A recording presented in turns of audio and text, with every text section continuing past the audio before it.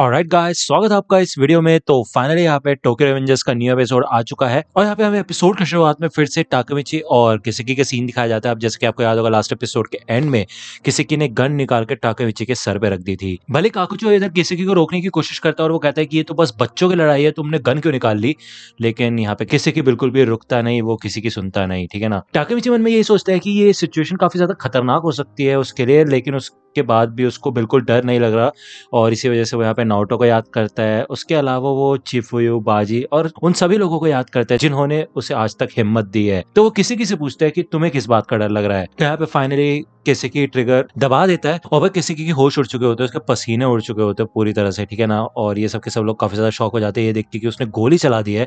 लेकिन हमें दिखाया जाता है कि उसने टाकीमिची के पैर के ऊपर शूट किया होता है। टाकीमिची कहता है कि क्या हुआ किसेकी, मेरे पैरों में गोली मारने से थोड़ी ना मारूंगा मैं। तो यहाँ पे उसके पैर में से खून भी निकलने लग जाता है। उसके बाद टाकीमिची मन में ये कहता है कि उसके पास ऐसे काफी सारे रीजंस है जिस वजह से वो हार नहीं सकता।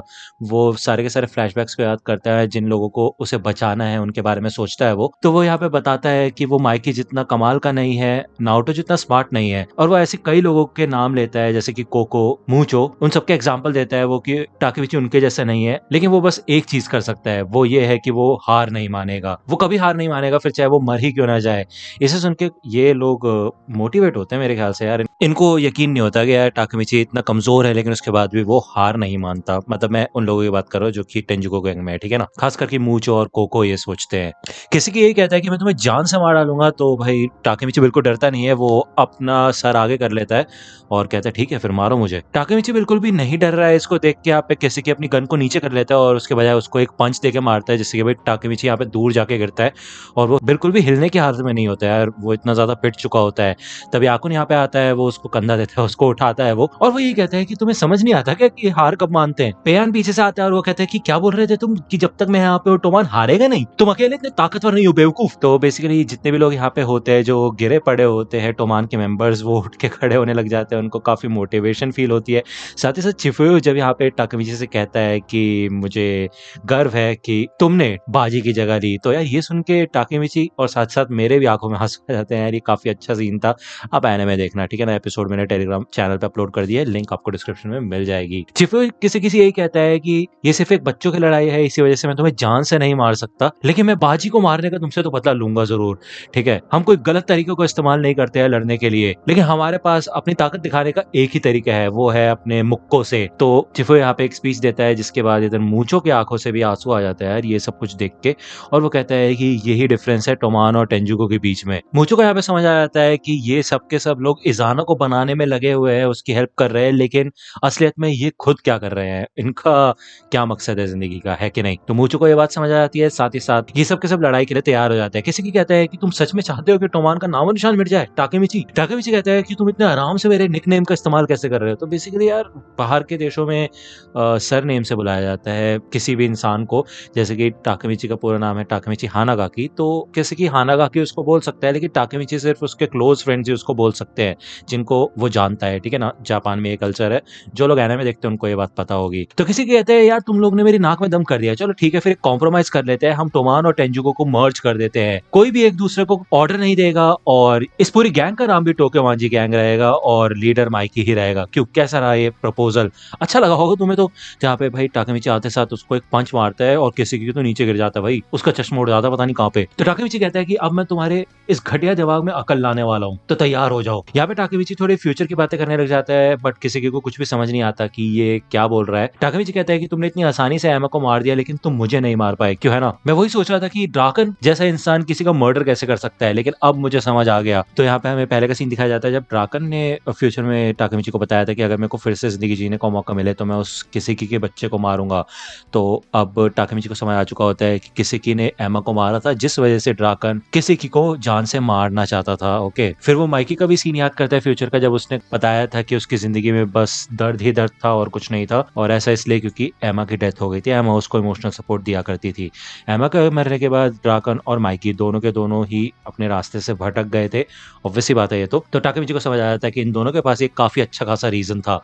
यहाँ पे जब टाकीमिची फिर से आगे बढ़ता है किसी के ऊपर हमला करने के लिए, तो बीच में इजाना आ जाता है और टाकीमिची उसको हटने के लिए कहता है, लेकिन भाई इधर इजाना टाकीमिची के ऊपर अटैक करता है और वो किसी से कहता है है कि मैंने कहा था ना जो भी रास्ते में आएगा उन सबको हटा दिया जाएगा, तो मैं अब तुम सबको जान से मार डालूंगा। तो टाकेमिची यहाँ पे फिर से उठ के खड़ा होता है, वो यहाँ पे बार बार इजाना के पास जाता है उसके ऊपर अटैक करने के लिए। इजाना बार बार उसे गिराता है और टाकेमिची बार बार उठ के खड़ा हो जाता है। बार बार टाकेमिची को पिटता हुआ देख के सबको तरस आने लग जाता है, यहाँ तक कि काकुचा भी उसको रुकने के लिए बोलता है और वो ये कहता है कि टाकेमिची बार बार मत खड़े हो, लेकिन फिर भी यहाँ पे टाकेमिची आगे बढ़ता है और वो कहता है कि तुम कमीनों ने माइकी को इस कगार पे लाके खड़ा कर दिया कि उसकी ये हालत हो गई। तो यहाँ पे इजाना को एक सीन याद आता है शिनिजिरो का, जब उसने उसे कहा था कि मुझे तुम तब तक मार सकते हो जब तक तुम सेटिस्फाई नहीं हो जाते इजाना। तो बेसिकली फाइनली यहाँ पे इजाना भी वो इंसान बन चुका है जिसको टाकेमिची के अंदर शिनिजिरो की झलक दिखाई दे रही है, जिसके बाद वो उसको पकड़ के बहुत ज्यादा मारता है, उसको मार मार के वो नीचे गिराता है, लेकिन इस बार वो नीचे नहीं गिरता, वो उठ के खड़ा रहता है। टाकेमिची आगे बढ़ के ये कहता है कि मैं टोमान और माइकी दोनों को प्रोटेक्ट करूंगा। तभी वो पंच मारने से पहले रुक जाता है, वो देखता है कि पीछे से माइकी आ रहा है और वो इस पंच को है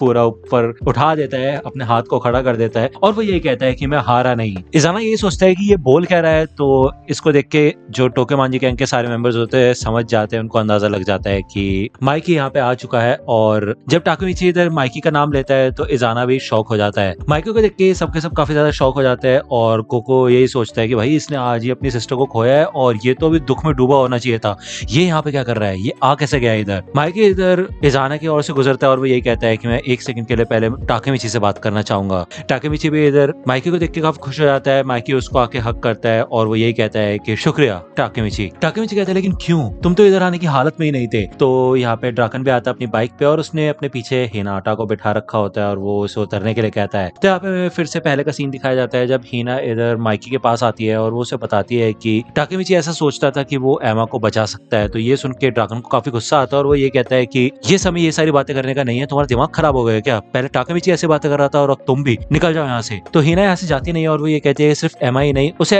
ऐसा यकीन है कि उसे काफी सारे लोगों को बचाना है। हिनाटा बताती है कि 12 साल बाद फ्यूचर में उसकी डेथ हो जाएगी और टाकेमिची फ्यूचर से आया है उसको बचाने के लिए। वो ये कहती है कि मैं जानती हूँ कि तुम्हें इस बात पे भरोसा नहीं होगा, लेकिन ये एकदम सच है, वो तुम सबका फ्यूचर जानता है, इसी वजह से वो तुम सबको बचाना चाहता है। तो माइकी को ये सारी चीजें समझ आ जाती है, वो ये सारी की सारी बातें याद करता है कि कैसे टाकेमिची हमेशा इन सबको पुश किया करता था और टोमान के लिए अपनी जी जान से लड़ता था। तो ये सारी बातें अब ड्राकन और माइकी को पता चल चुकी होती है और टाकेमिची कहते क्या तुमने इन दोनों को बता दिया, क्यों। तो हिनाटा कहती है गलती से निकल गया मुंह से। टाकेमिची ये सोचता है कि ये दोनों काफी दुख में डूबे हुए थे, अब पता नहीं ये लोग लड़ पाएंगे या नहीं। तो ड्राकन कहता है कि वैसे देखा जाए तो अभी भी 200 मेंबर ऐसे हैं जो कि लड़ने के लिए तैयार है और माइकी कहता है कि हम सिर्फ 2 ही है, क्यों, है ना। माइकी इनसे पूछता है कि कोई लंगड़ा लोड़ा चाहिए तुम्हें। तो भाई ये बंदे भाई काफी गुस्सा हो जाते हैं टेंजुगु के और कहते क्या मजाक बना रहे हो क्या तुम हमारा, हद होगी तुम्हारी। तो माइकी कहता है कि मजाक तो तुम बना रहे हो हमारा, 200 बंदे, तुम्हें क्या लगता है कौन हूं मैं, कम से कम 20,000 बंदे तो लेके आओ। ओ भाई ये सब सुन के तो मतलब ये बात सुन के तो इनकी वाट लग जाती है, सोचता भाई क्या बोल रहा है ये 20,000 कहां से लेके आएंगे 20,000 बंदे हम। तो इसे सुन के यहाँ पे टाकेमिची काफी ज्यादा खुश हो जाता है, वो यही सोचता है कि जिस माइकी को वो जानता था वो यही माइकी है। और माइकी कहता है कि चलो फिर इंतजार किस बात का कर रहे हो, लड़ने का समय हो चुका है। टाकेमिची इधर हिनाटा को शुक्रिया अदा करता है और वो ये कहता है कि मैं अकेला इन दोनों को नहीं बुला पाया था, लेकिन तुमने अपनी फीलिंग्स के थ्रू इनकी आंखें खोल दी जिस वजह से इधर आ पाए। लेकिन हिनाटा ये कहते हैं कि सिर्फ इतना ही नहीं, उन लोगों ने तुम्हारी खासियत देखी इस वजह से वो इधर आए। इजाना कहता है भाई मेरे तो कान ही बजने लग गए। वो किसे किसे कहता है कि तुम्हारा पूरा प्लान फेल हो चुका है और इजाना आगे बढ़ता है, भाई वो भागना शुरू करता है और आते साथ वो माइकी के ऊपर एक किक मारता है, लेकिन माइकी अपने आप को डिफेंड करता है और वो काफी दूर स्लाइड करके चला जाता है। इजाना काफी ज्यादा फास्ट होता है और वो यही कहता है कि तुम तो कितने खोखले हो चुके हो। वो कहता है कि मैं ये जानना चाहता हूँ कि तुम्हें कैसा महसूस हो रहा है शिनिचिरो और एमा दोनों को खोके, बताओ मेरे को मांजिरो सानो। तो माइकी भी कहता है ठीक है फिर इस किस्से को यहीं पे खत्म करते हैं मेरे भाई, और ये एपिसोड यहीं पे खत्म होता है। और यार नेक्स्ट एपिसोड आएगा नेक्स्ट वीक। ऐसा लग रहा था कि ये एपिसोड एक दिन के लिए डिले हो सकता है, लेकिन नहीं हुआ, मैंने थोड़ा वेट किया था, 1 घंटे बाद आया एपिसोड रात में 1 बजे के अराउंड, ठीक है ना। तो दोस्तों अगर आपको ये वीडियो पसंद आई तो लाइक करना, सब्सक्राइब कर लो अगर चैनल पे नए हो तो। और यार जब भी ये वीडियो आती है तो रात में वीडियो बनाने बैठता हूँ मैं। आज तो नाक में दम कर दिया भाई, हमारे गली के कुत्तों ने भौंक भौंक के मतलब काफ़ी टाइम वेस्ट कर दिया मेरे। 2 घंटे तो मेरे को ऐसे ही लग गए वेट करते करते। ये भौंकना शुरू होते हैं तो रुकते नहीं। और मैं यार थोड़ा बेटर वीडियोस बनाने की कोशिश करो, इस वजह से मैं नहीं चाहता कि कोई भी डिस्टर्बेंस आपको फील हो। तो यार इसके लिए आप लाइक तो कर ही सकते हो, है कि नहीं यार, इतना तो सपोर्ट कर ही सकते हो। मैं तो आपसे अगली वीडियो में, तब तक के लिए गुड बाय।